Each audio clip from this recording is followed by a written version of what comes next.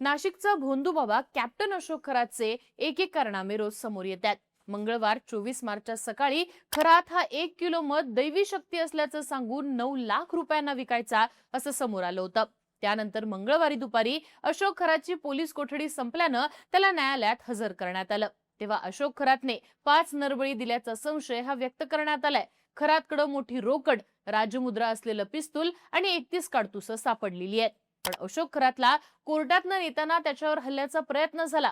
त्याच्या पोलीस कोठडीमध्ये आता 5 दिवसांची वाढ करण्यात आली आहे। कोर्टाबाहेर सुद्धा बराच रडा पाहायला मिळाला। पण कोर्टामध्ये आणि कोर्टाबाहेर नेमकं काय घडलं, खरातवरती नरबळीचा संशय का घेतला जातोय, पाहूयात आजच्या व्हिडिओतनं।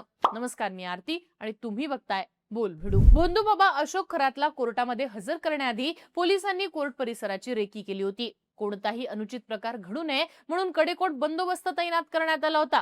त्यात मागच्या 3 दिवसापासून खरातची एसआयटी कडनं कसून अशी चौकशी झाली होती। सोमवारी एसआयटीनं त्याची 10 तास चौकशी केली होती।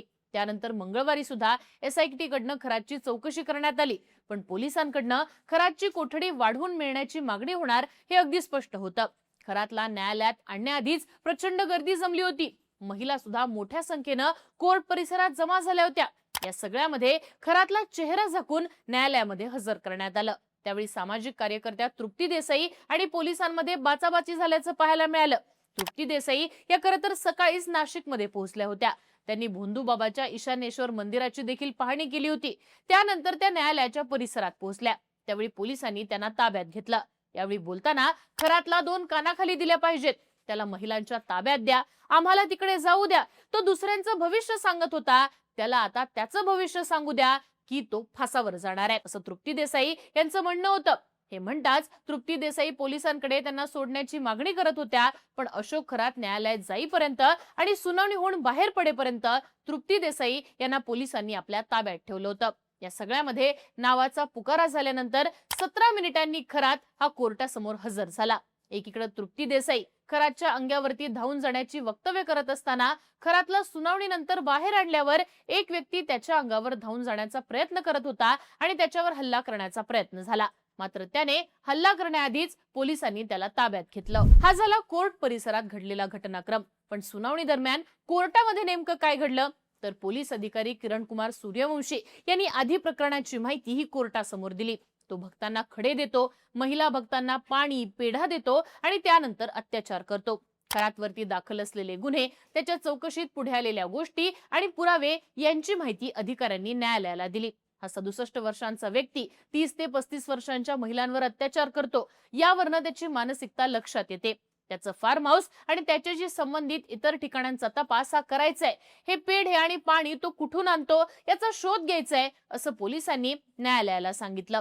त्यानंतर सरकारी वकील अजय मिसर यांनी कोर्टामध्ये खरातबद्दल काही दावे केलेले आहेत। त्यानुसार आरोपी अशोक खरातने नरबळी दिल्याचा संशय, खरातने एका हरणाचा बळी घेतल्याचा संशय, कारण खरात हा काळी आणि पांढरी कस्तुरी लोकांना द्यायचा। या कस्तुरीसाठी त्याने हरणांचा बळी घेतलेला असू शकतो। त्याच्याकडे वाघाचं आणि इतर प्राण्यांचं कातडं असल्यानं त्याच्यावरती वन कायद्याअंतर्गत गुन्हा दाखल होऊ शकतो। खरातकडे 6,53,000 रुपयांची रोकड सापडली आहे। सोबतच एक लॅपटॉप, काळ्या रंगाचं राजमुद्रा असलेलं पिस्तूल, 5 रिकाम्या पुंगळ्या, 31 काडतुसं सापडली आहेत। खरात हा ईशानेश्वर मंदिरात सिद्ध पूजा करायचा, त्या जागेची तपासणी करणं बाकी आहे। त्यानं 5 गोळ्या कुठं फायर केल्या याची माहिती घ्यायची, कारण फायर झाल्यानं खरातने 5 नरबळी दिल्याचा संशय, त्याबद्दल चौकशी करायची। तसंच त्याच्याकडे काही प्रमाणपत्र सापडली आहेत, त्यांचा तपास करायचा आहे। वन कायदा, खोट्या नागांचा वापर या गोष्टींची चौकशी करायची आहे। त्यामुळे खरातची पोलीस कोठडी ही 7 दिवसांनी वाढवून देण्यात यावी, कारण या सगळ्या प्रकरणाची चौकशी करण्यासाठी यापेक्षा जास्त दिवस लागू शकतात, असा युक्तिवाद सरकारी वकिलांनी कोर्टात केला।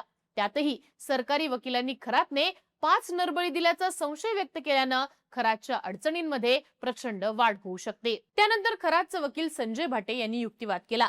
जे व्हिडिओ जमा केले आहेत किंवा सोशल मीडियावर व्हायरल केले जात आहेत, त्यातून माहिती मिळालेली आहे। लॅपटॉप सुद्धा जप्त केलाय, चौकशी सुद्धा झाली आहे। मग कुठली माहिती घेणं बाकी आहे? या प्रकरणात पेनड्राईव्हचा उल्लेख कुठेही नाहीये। आता कोणतीही कागदपत्र घेण्याचं बाकी राहिलेलं नाहीये।